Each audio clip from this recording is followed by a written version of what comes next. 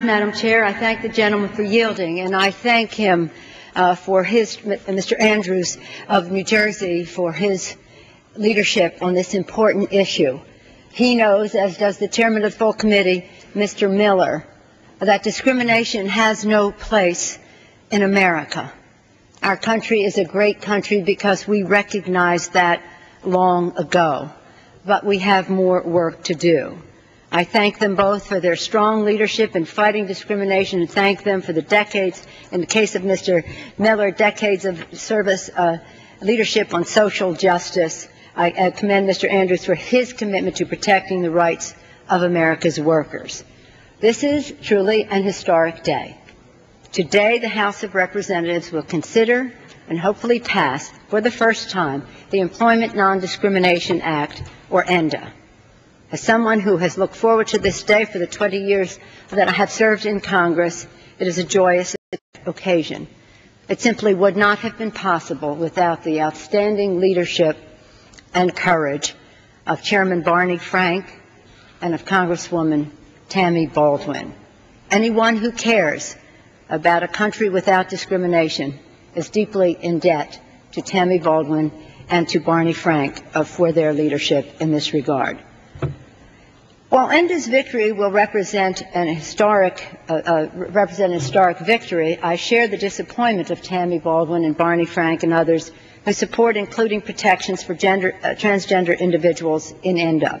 While I had hoped that we could have had included gender identity, I support final passage of ENDA because its passage will build momentum for further advances on gender identity rights and the rights of all Americans.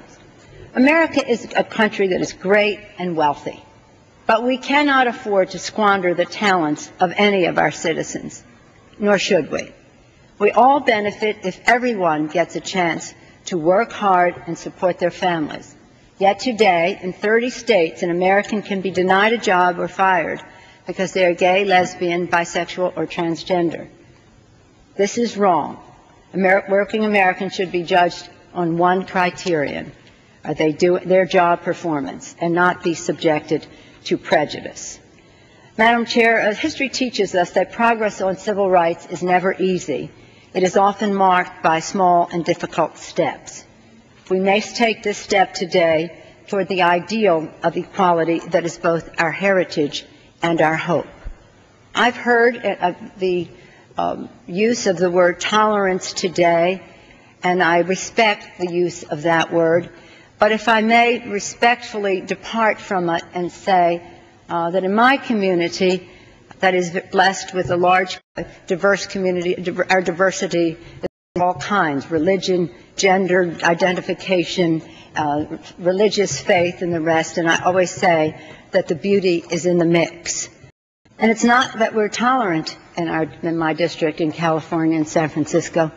It's that we have so much respect for the role that each person plays in our society. So tolerance, maybe; respect, definitely. But let me also add that it is the pride that we take in that diversity, and it's the pride that I take in the gay, lesbian, bisexual, and transgender community that brings me to the floor today to urge a yes vote on this important legislation. Thank you, Madam Chair. Gentleman yields back her time.